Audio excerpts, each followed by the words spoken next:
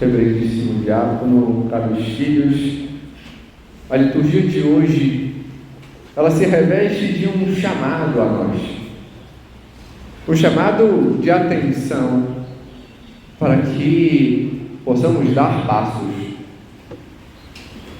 Mas, como costumo fazer em meio à missa neste horário, onde temos as nossas crianças, dirijo-me a todos, mas de modo particular a elas. Vocês perceberam o que nosso Senhor vem dizendo? O que Ele quer de nós? O que Ele está preparando aos apóstolos? Sim ou não? O silêncio já denuncia. O que nosso Senhor diz no final do Evangelho? Que Ele vai para onde? Para o Pai, no céu, né? Vai estar com o Pai, vai estar com Deus. Nosso Senhor vai, então, ascender. Ele já está preparando aquilo que a gente vai celebrar muito em breve, que é a ascensão do Senhor. Mas o que Ele começa, então, a mostrar para os seus apóstolos? Aquilo que é a maior das necessidades. O que Deus quer de nós hoje? Ele deixa meio velado, é fato. Ele fica meio velado o interesse principal que Ele quer. Mas vamos ver o que você acha. Ele quer uma coisa, mas que podem se dividir em 3 sinais, que a gente vê assim, 3 pontos. Quais são? Eita ferro, pô, padre, o senhor está pegando pesado. O dia fez o retiro, mas não precisa, né? Ele quer que a gente pense em primeiro lugar. O que ele diz a Filipe? Credes em mim. O ato de crer significa que ele quer que a gente aumente o quê? A fé. Nosso Senhor quer que a nossa fé cresça. Ele quer que cresçamos neste ato de saber estar com Ele, de buscar as coisas que Ele nos diz, de conhecê-lo mais e de corresponder. Mas quando crescemos na fé, algo que é inerente na busca para com Deus é crescer igualmente em quê? Na esperança. E o que é esperança? Padre, não sei. Esperança, qual é o ato, o verbo que se liga à esperança? Esperar. Então a gente tem que esperar em quem? Em Jesus. A gente tem que saber esperar a Ele, o buscar as coisas dEle, o confiar nele, não nas coisas que passam. E além disso, quando a gente sabe olhar para Deus, ouvir a Deus, confiar em Deus, esperar em Deus, então a gente se estreita bem com Ele, e assim o que cresce em nós? O amor. Mas o amor qualquer? O amor de contato? Não só. O amor de amizade? Mais do que isso. Não só isso, mas mais do que isso. Que amor que cresce em nós? O amor de Deus. Esse amor que é total entrega, esse amor caridade, esse amor que nos faz sair de nós mesmos e nos entregar a Ele e aos outros por meio dele. E quando a gente desce nesses 3 pontos, O que gera em nós? Que é o desejo de Deus em nós, para nós. O que ele diz? Eu e o Pai somos um. E o que ele quer para nós? Que sejamos um com Ele. Ele quer gerar em nós essa unidade com Deus, essa unidade com Ele, esse ato de correspondência. É isso que ele vem falando. É isso que ele nos chama. E por isso ele quer que entendamos este caminho. Este caminho que é feito nele. Porque o que ele diz? Eu sou o K, a V e A. Entrando nesse caminho que é Deus, buscando conhecer a verdade que é Ele, é que teremos finalmente a vida nele. É assim. E a gente tem um exemplo, um grande exemplo, na primeira leitura, daqueles que buscaram entender isso e corresponder a isso. No ato tanto da unidade, como das ações feitas para isso. O que os apóstolos fazem? Qual é a prioridade que os apóstolos têm na primeira leitura? Qual a decisão que eles tomam? Do que estavam reclamando a situação? O pessoal não prestou atenção na primeira leitura. Não era, chegou a uma grande quantidade de pessoas na fé. E não tinham somente os de origem hebraica.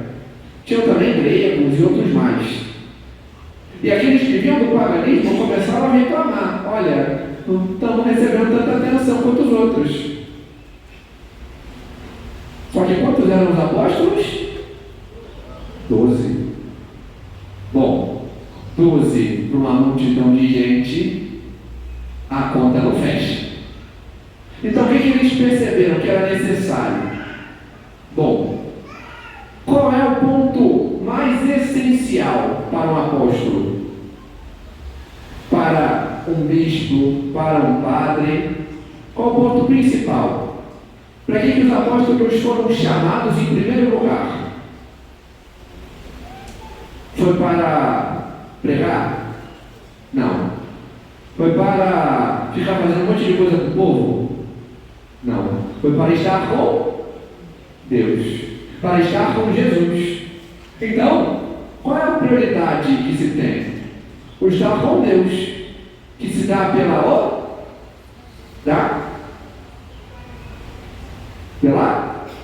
oração. É pela oração que eles se unem a Deus. Foi isso que nosso Senhor fez, não foi? Ele era Deus, mas buscava estar sempre em contato com o Pai. E por isso, tinha longos momentos de oração. Ele nos ensina a fazer o mesmo. Qual oração que ele nos ensinou? O Pai Nosso. Qual é outra oração que está na Bíblia? A Ave Maria. São orações que a gente é chamado a fazer. Mas além disso, na Bíblia ainda tem um outro livro. O primeiro devocionário que é feito.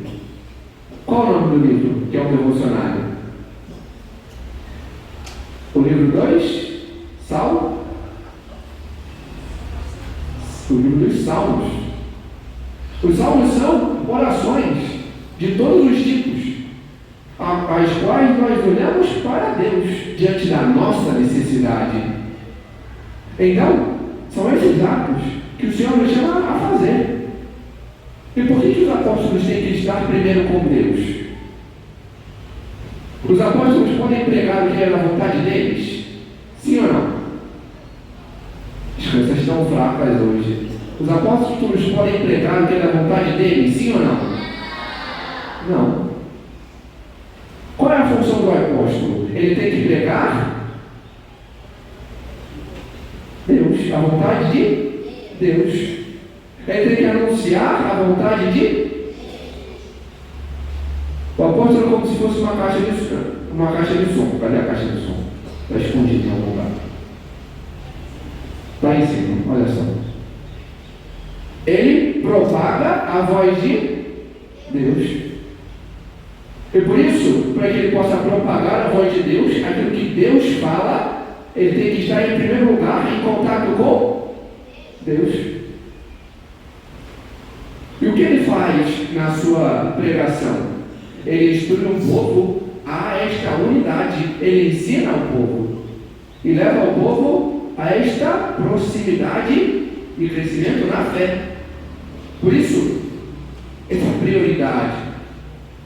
Não que eles, agora não vou fazer mais caridade, agora não vou fazer mais isso. Não. Ao contrário. Só que, em primeiro lugar, aquilo que era mais essencial. Primeiro, a oração. Depois, o ensino, a pregação, o levar os outros a crescer na fé. E por fim, este expressar da fé e experienciar a fé que se dá nos sacramentos. A parte caritativa é importante, sim ou não? Sim. E eles fazem, sim ou não? Sim. Só que há muita gente. Então eles chamam os auxiliares. Qual é a primeira função do diácono?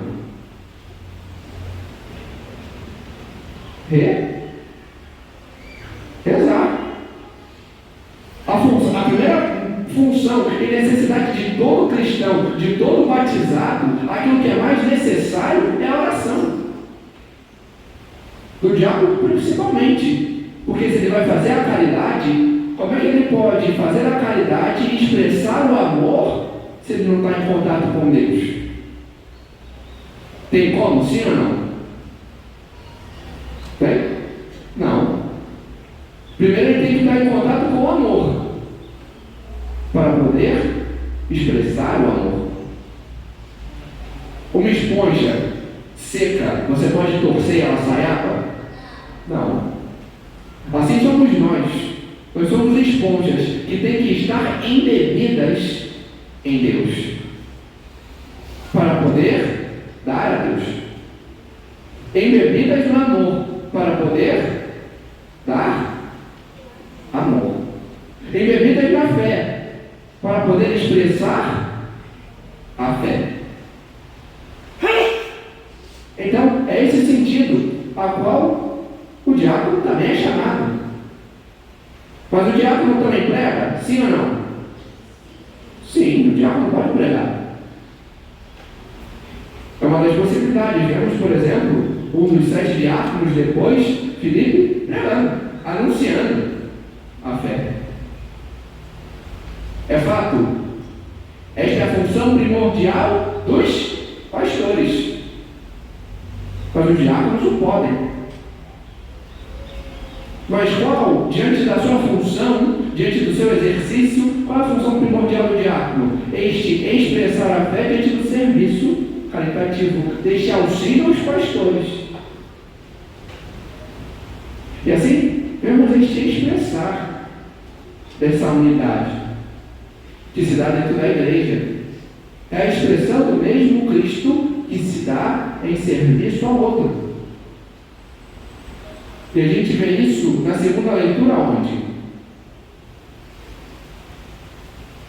Ninguém se lembra na segunda leitura. Meu Deus do céu. A gente coloca, a gente vê essa expressão da unidade. São Paulo colocando exatamente isso.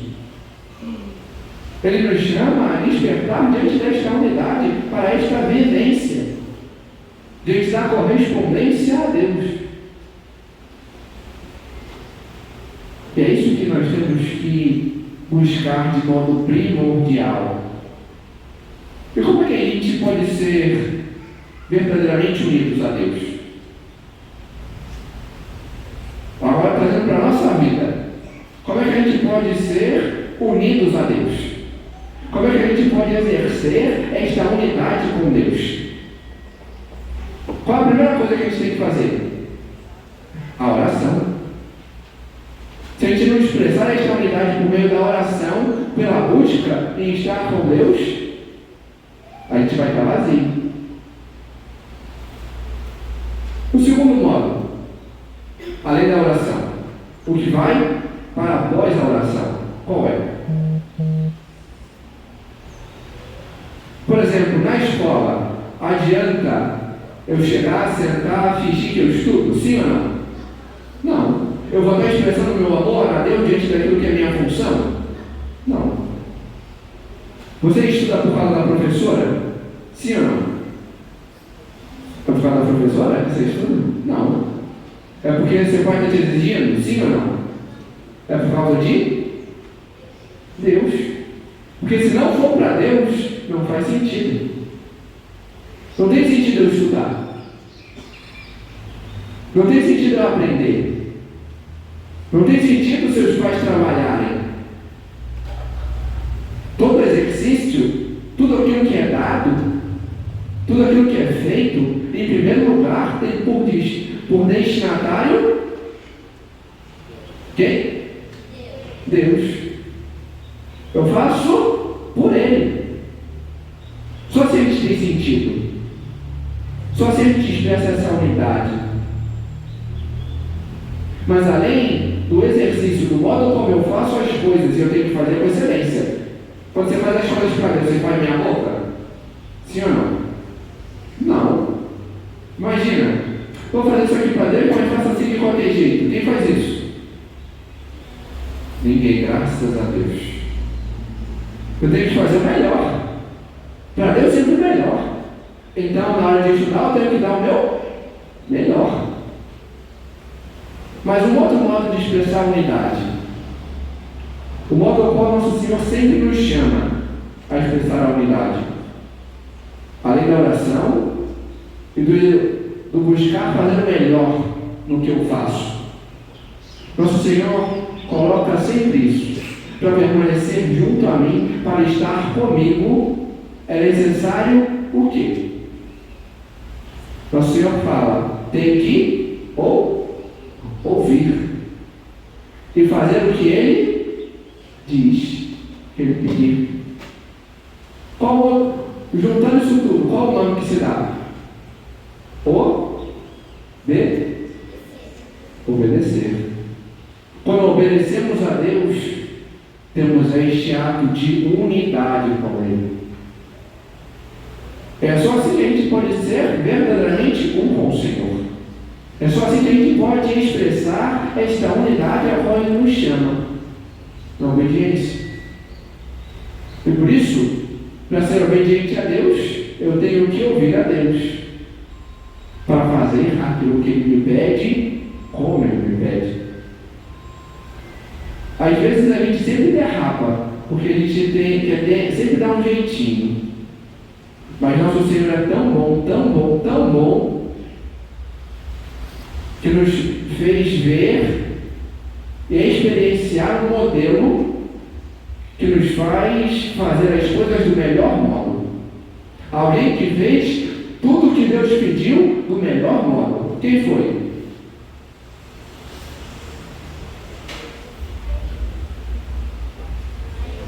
A Virgem Maria. A Virgem Maria fez em tudo a vontade do Senhor.